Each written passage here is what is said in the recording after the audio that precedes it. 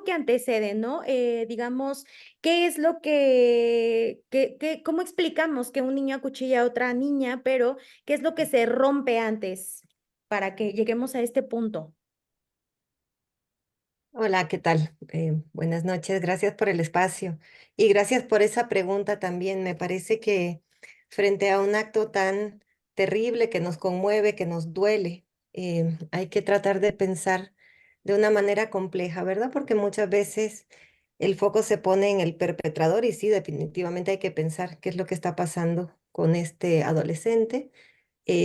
También se puede poner en la víctima y es muy importante, ¿verdad? Cómo se va a reparar el daño y cómo se van a generar condiciones para que haya una reparación transformadora para que esto no siga pasando. Pero muchas veces las explicaciones desconectan el fenómeno de este contexto estructural que tú estás mencionando. Entonces, bueno, me parece que es muy importante pensar colectivamente y que este suceso, que este evento nos interpele, nos haga pensar justamente qué está pasando como sociedad. Entonces, yo creo que hay una pista muy importante que tiene que ver con un planteamiento que hace Rita Segato en relación a la violencia contra las mujeres y la manera en que la violencia se inscribe en los cuerpos de las mujeres y envía un mensaje a la sociedad. Por eso ella le llama violencia expresiva, ¿verdad? Y en el caso de México también sabemos que no solamente hay un alto índice de feminicidios, tú lo mencionabas, 9 mujeres son víctimas de feminicidio cada día, sino de impunidad, ¿verdad? Y la impunidad también envía un mensaje hacia la sociedad de que esta violencia es aceptable, es permisible, manda un mensaje de permisividad sobre la violencia contra las mujeres y entonces la violencia se convierte en una vía para la expresión de los conflictos y en este caso de este adolescente, pues frente a la novia que lo corta, ¿verdad? Eso es lo que dicen las noticias. Ella lo había cortado hace 2 días y frente a esto que puede generar dolor, tristeza, frustración, lo que sea, ¿verdad? Frente a este duelo, a esta pérdida que él podría cursar, que él podría tramitar, lo que aparece es una respuesta de violencia, ¿verdad? En la que este acto de ir a buscarla a la escuela, eh, que tiene un elemento de premeditación, ¿verdad? No es un pasaje al acto, no es una cosa que ocurre de manera espontánea en ese sentido, sino que él va a ejecutar este acto que tiene las características de una tentativa de feminicidio frente a una mujer que le dice que no. Entonces allí se está reproduciendo, por un lado, esta masculinidad hegemónica, ¿verdad?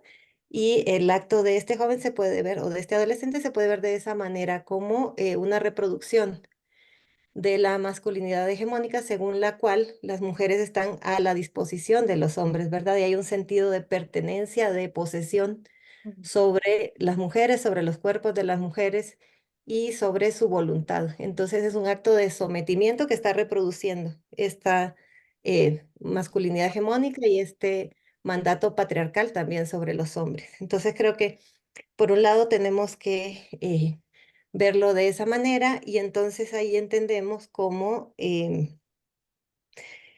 también, siguiendo a Rita Segato, este acto que sería una transgresión de la ley, en realidad se convierte en un mensaje, ¿verdad? En un mensaje hacia las mujeres y en un mensaje también hacia sus pares, hacia otros hombres, a través del cual él reafirma su pertenencia a este grupo de hombres con esta masculinidad de la que hablaba antes, ¿verdad? Esta forma de ser hombre en este mundo, en esta sociedad patriarcal. Entonces también hay un mensaje hacia las mujeres, hacia la sociedad y hacia sus pares, en la que más que una transgresión a la ley se ve como un ritual de paso, es algo que me hace más hombre, ¿verdad? Y a través de este acto estoy restableciendo un orden. Una mujer no me puede decir que no, una mujer no se puede rebelar, ¿verdad? Entonces creo que por ahí hay un primer nivel que podemos pensar sobre qué es lo que está roto, ¿verdad? Que es tu pregunta, qué es lo que está pasando para que estos actos sean posibles. Ujú. Y por otro lado, también creo que podemos pensar en el espacio de la escuela, porque, digamos, por lo que mencionabas antes, ¿verdad? Que la escuela dice, bueno, son cosas que pasaron afuera de la escuela, pero la Ujú, escuela es una institución educativa y es una institución formativa, ¿verdad? ujú, ujú, Entonces, haya pasado donde haya pasado es un tema que hay que poner sobre la mesa, hay que reflexionar, hay que generar espacios para que los adolescentes, las adolescentas puedan tener una reflexión y una posición crítica frente a eso, ¿verdad? Y cómo se pueden encontrar a través de estos espacios una forma de introducir cuestionamientos que les permita a los y las adolescentes y a los jóvenes construir otras formas de relacionarse, otros modelos de masculinidad que no pasan por la violencia y por la apropiación del cuerpo de las mujeres. Jimena, te saluda Camilo, ya aquí. Hablabas sobre la masculinidad hegemónica, ¿no? Y yo a mí me surge una duda. ¿Cuál es el papel de la educación emocional y de la inteligencia emocional para prevenir todo este tipo de actos, ¿no? Y en específico en la etapa de las personas en las que son adolescentes. Me parece que tu pregunta puede ir, o la podríamos ver en el sentido de cómo aprendemos las personas a tramitar nuestros sentimientos, nuestras emociones, nuestras pulsiones también, ¿verdad? Cómo em, puede haber un aprendizaje distinto que no sea el recurso a la violencia, ¿verdad? Sino cómo poder dar lugar, en este caso, por ejemplo, al dolor, al sufrimiento, a lo que representa que alguien te corte, ¿verdad? Es algo que seguramente todos hemos pasado en algún momento y efectivamente es difícil y bueno, ahí cada quien tiene sus herramientas, pero este recurso a la violencia, que es una violencia, si seguimos lo que estaba diciendo antes, una violencia correctiva, ¿verdad? En la que, correctiva en el sentido de que lo que va a hacer es restablecer un orden patriarcal. Entonces, este es el repertorio de respuestas que tienen los varones, sobre todo en esta sociedad, en esta cultura patriarcal. Y es muy importante en este caso de este adolescente que pueda tener un acompañamiento y un espacio realmente de reflexión sobre eso, ¿verdad? Em, Porque también a lo mejor ustedes han escuchado que en este contexto de violencia que vivimos en el país, hay situaciones en donde las personas que cometen actos delictivos que transgreden la ley lo viven como un paso de no retorno, ¿verdad? Es decir, una vez que se cometen ciertos actos, la persona no tiene de otra que seguir delinquiendo. em, y entonces, ¿cómo se puede generar, ojalá, ¿verdad? Otra posibilidad en la que este adolescente pueda hacerse cargo y reparar en lo posible el daño y pueda rectificar, ¿verdad? Y tener otras herramientas para gestionar, para tramitar sus emociones, en este caso de frustración, de pérdida, etcétera. Y en general, creo que sí necesitamos tener espacios en los que se problematicen estas maneras de responder, de reaccionar atravesadas por la violencia y en donde se puedan construir otras vías, que efectivamente, lo que comentaba antes, ¿verdad? La masculinidad hegemónica encausa a través de la violencia, ¿no? Y de estos actos que además el mensaje de impunidad refuerza, ¿verdad? Porque si tenemos una sociedad y un sistema de justicia que no sanciona estos actos, lo que les está diciendo es, esta es una vía aceptable para que ustedes puedan tramitar sus sentimientos, sus emociones, y sabemos, porque está documentado, que el momento en el que una mujer decide romper con una relación de violencia es un momento muy peligroso, de mucha vulnerabilidad, porque la respuesta del agresor es tratar de recuperar el control. Y esto es muy común y lo vemos en muchos casos de feminicidio, pero en este caso creo que nos ha sacudido porque es una persona muy joven, ¿verdad? Es un adolescente. Entonces, sin embargo, no es un caso aislado, de hecho es una expresión muy común de la violencia de género. Ujú. A ver, por acá. Jimena, te saluda Caos Sirenio. Hola. A mí me interesa saber si esta violencia en que están inmiscuidos adolescentes, como es el caso de Rodrigo, tiene que disminuir la edad para enfrentar a la justicia o qué tiene que hacer el Estado para prevenir ese tipo de violencia, que ya lo estamos viendo, que es un mensaje que nos está enviando de que es una persona que sí requiere de atención y también requiere de, de cuidado. Muchas gracias. Sí, al principio mencionaba esto, ¿verdad? Que muchas veces el debate, o ni siquiera el debate, ¿verdad? Pero las manifestaciones de indignación se van más hacia este lado digamos, hacia este lado punitivo, ¿verdad?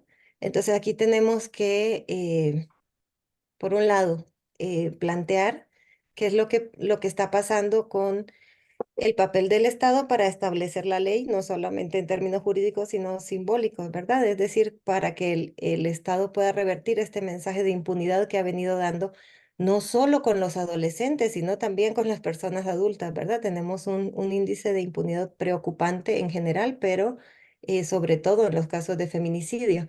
Entonces, yo creo que esa pregunta debería ser extensiva, ¿verdad? A la impunidad en los casos de feminicidio.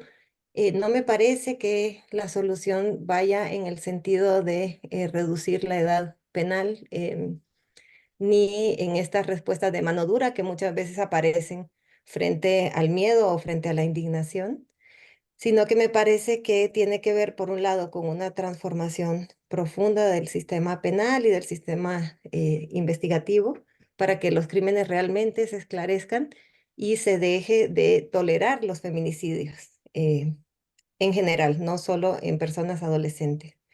Y luego, por otro lado, creo que esto debería estar atravesado por una reflexión de qué es lo que le estamos ofreciendo a los jóvenes como sociedad, ¿verdad? ¿Cuáles son las perspectivas, las expectativas de futuro de un joven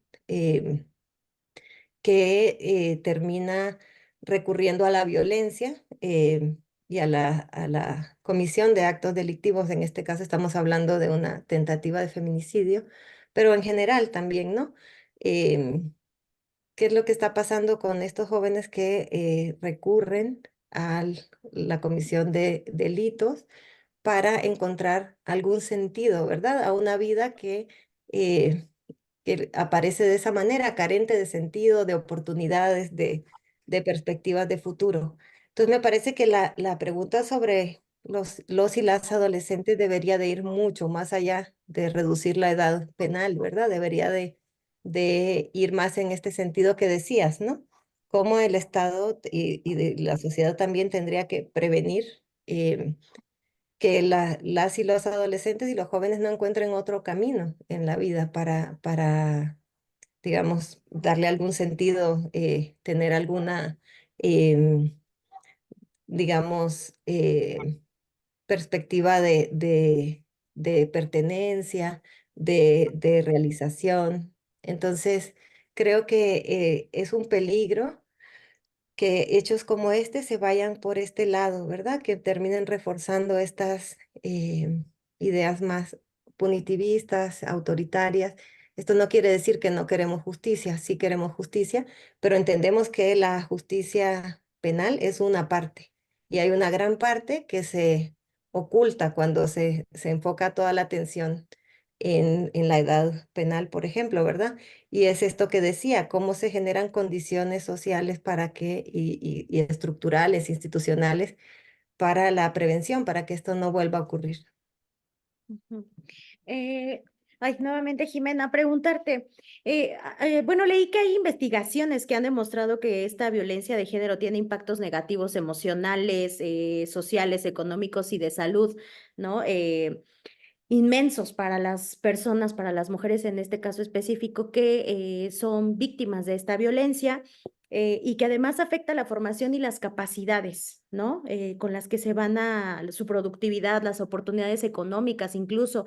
Estuve escuchando también algunas entrevistas de la madre en donde dice, bueno, ahorita está aparentemente fuera de peligro en cuanto a lo físico, pero dice la mamá, yo sé que el hecho de que le cortaron el cabello, después verse las heridas, las cicatrices, o sea, el después, dice la mamá, yo sé que eso le va a afectar a mi hija, ¿no?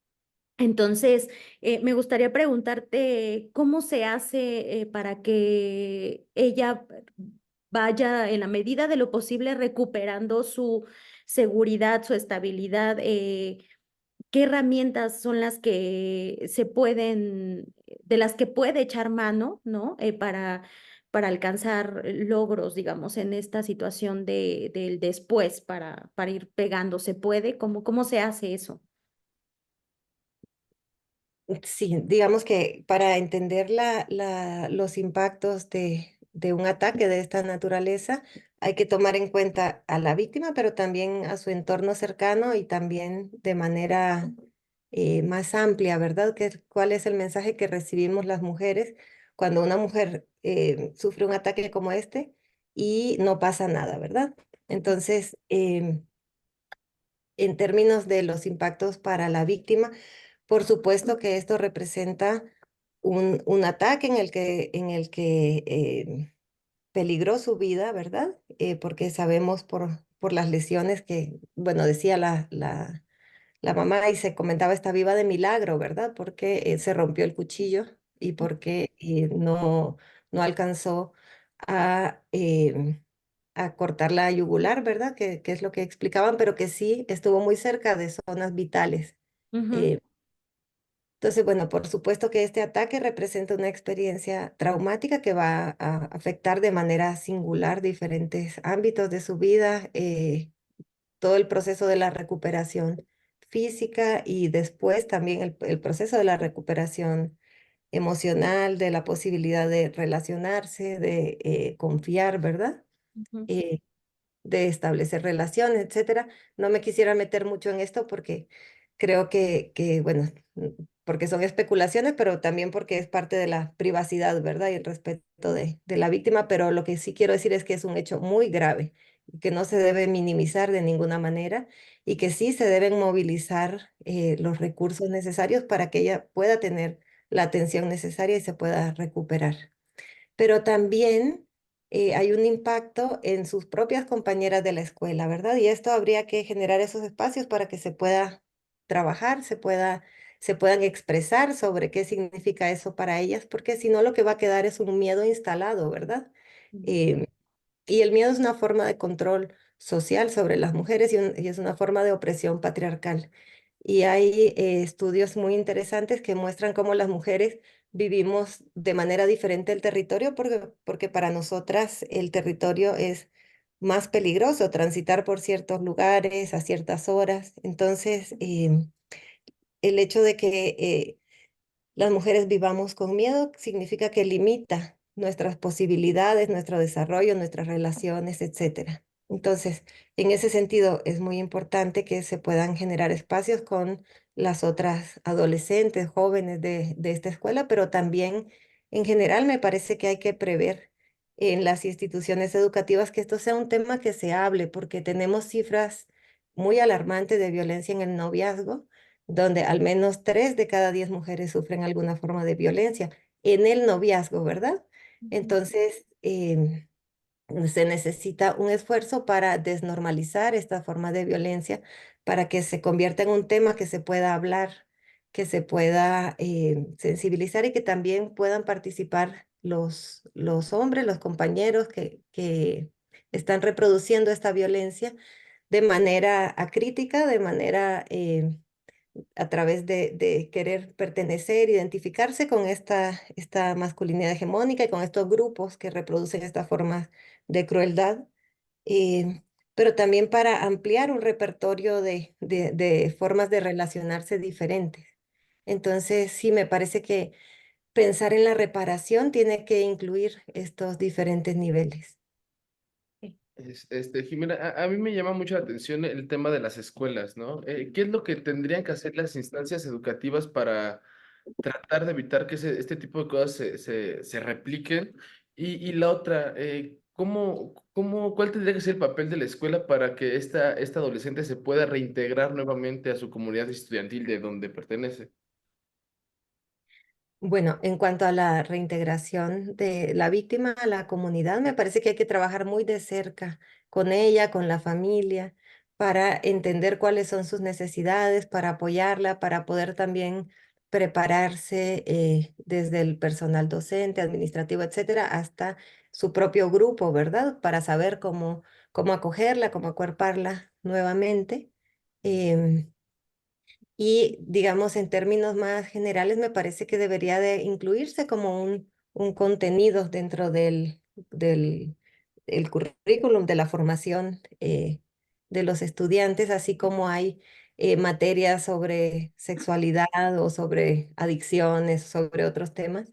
Me parece que debería de haber una materia o buscar alguna alternativa para incluir una reflexión sobre la violencia de género y sobre no solamente una formación teórica, que es bueno y es importante, pero también un espacio en donde se pueda problematizar esto, cómo lo están viviendo, cómo les está afectando, ¿verdad? Porque por otro lado también hay que decir que los propios hombres también son víctimas de esta violencia patriarcal en el sentido de que la socialización de género es muy cruel con los hombres, ¿verdad? Esto de que no pueden llorar, no pueden expresarse, no pueden mostrar debilidad, tienen que ser fuertes siempre, siempre tienen que estar demostrando que son hombres, ¿verdad? Presentando sus credenciales masculinas, le dicen. Pues es una carga muy pesada también para los varones. Entonces también cómo poder hacer espacios más incluyentes en donde puedan haber todas las manifestaciones de la diversidad sexual, de género,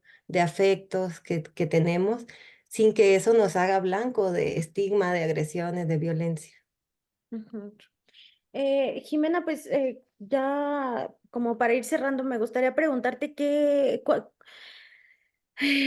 cuáles son los focos rojos que debemos observar como hermanas, como madres, parejas, amigas, pero también como parte de esta sociedad, ¿no? No nada más como mujeres, sino como parte de esta sociedad, pues para justamente tener o poder alcanzar un poco de prevención, porque esa sería la idea, ¿no? Es decir, todo es como una cadena y como lo estabas mencionando, a las infancias se les maltratan. Vimos este caso reciente del feminismo, multifeminicida, ¿no? Que allá en la colonista, en la alcaldía Iztacalco, en donde se habla de que él fue abusado sexualmente. Entonces, como que estas violencias se replican, ¿no? Se vuelven a reproducir y se ejercen contra personas más vulnerables en muchas ocasiones. Entonces, como sociedad, ¿qué podemos hacer? ¿Cómo podemos lograr un poco este paso de la prevención? Bueno, creo que hay muchísimas cosas por hacer y por inventar, ¿verdad? Por crear. Me parece que, digamos, el hecho de que esto sea un tema que se puede hablar es muy importante, ¿verdad? Porque una de las cosas que pasa con las víctimas de violencia de género, con las mujeres en particular, es que uno de los impactos de la violencia es el aislamiento, ¿verdad? Cortar las redes, los vínculos con familiares, otros espacios laborales, etcétera. Entonces, lo que termina pasando es que las víctimas viven en silencio esta situación de violencia y tratando de manejarla con los recursos que tienen y a cómo pueden. Y esto incluye algo que también ya se ha estudiado mucho en el ciclo de la violencia de Leonard Walker, que es tratar de controlar o tratar de no provocar, de no dar pie a las reacciones violentas del agresor, ¿verdad? Y eso está fuera del alcance de cualquiera porque la única persona que puede regular su comportamiento, pues es esa persona. Entonces, creo que eso también es muy importante, saber que la violencia no tiene que ver con lo que hiciste o lo que no hiciste, ¿verdad? Como muchas veces se vive con culpa o Ujú. con este intento de atribuirse las causas de la violencia para sentir que se tiene algún control sobre eso. Entonces me parece que el hecho de que se pueda hablar, de que sea un tema que se aborda en diferentes espacios, en el ámbito educativo, como decíamos antes, es muy importante. Y cuando trabajamos con casos de violencia feminicida y con las familiares de las víctimas, desgraciadamente, muchas veces lo que escuchamos es que la víctima no tuvo tiempo de reaccionar, no tuvo tiempo de asimilar lo que estaba viviendo, porque a veces en estos casos que terminan con el feminicidio, la escalada de violencia es muy rápida. Entonces, la víctima empieza a darse cuenta o la familia le empieza a decir, a tratar de apoyar. Esto es muy doloroso, ¿verdad? Para la familia porque pues obviamente se vive con mucha impotencia, a pesar de que le dijimos, le ofrecimos que regresara a la casa, hablamos con el agresor, lo que sea, ¿verdad? La familia hace muchas cosas. A pesar de todo eso, no logramos que ella se decidiera. Entonces, hay un proceso que digamos, de reconocimiento de esa situación que a veces no se, digamos, no se logra porque la escalada es muy rápida, como decía. Y Ujú. entonces, pero en esto hay muchas cosas en contra porque las mujeres acuden muchas veces a denunciar la violencia y ahí eh, se Ignora. les se les ignora o se les desanima de denunciar, ¿verdad? Se les hace sentir culpables, se les dice que si usted lo denuncia, bueno, le vamos a dar su calentadita, usted no quiere que le hagamos eso, ¿verdad? Entonces las mujeres dicen, bueno, yo quiero estar segura, pero tampoco quiero que le hagan eso. Entonces, lo que tenemos es todo un sistema alrededor que desincentiva a las mujeres de buscar ayuda, de encontrar soluciones, de encontrar respuestas desde el Estado también, de encontrar alternativas de vida para sostenerse. Entonces yo creo que parte de lo que hay que fortalecer también son esas capacidades institucionales para reconocer la violencia y para activar los mecanismos que se tienen que activar, que le den un soporte a las mujeres para que puedan tomar decisiones en ese momento. Ok. Pues, Jimena, ya nada más para agradecerte, no sé si es que tú quisieras cerrar con algo, alguna reflexión final que quieras, pues que la audiencia escuche, que sepa de ti. Muchas gracias. Sí, bueno, me pareció muy importante que se abordara desde este enfoque en este programa este caso y que nos diera pie a reflexionar más ampliamente porque creo que hay que tomar responsabilidad sobre esto que está pasando, sobre la violencia contra las mujeres y la violencia feminicida.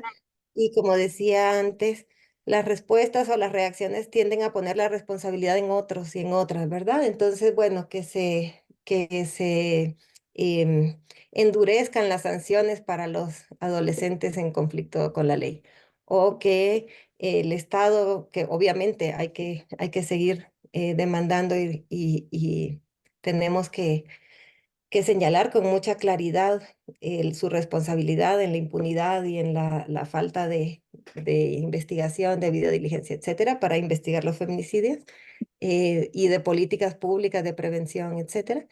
Eh, Sin embargo, hay una responsabilidad de todos y todas, ¿verdad? Entonces me parece que sí hay que hacer un llamado a no poner el foco solamente hacia afuera, Ujú. sí, sino a pensar cómo la violencia de género, la violencia contra las mujeres y contra los cuerpos feminizados permea en todos los espacios de la sociedad. Y en ese sentido, pues algo podemos hacer todos y todas y todes en nuestros espacios.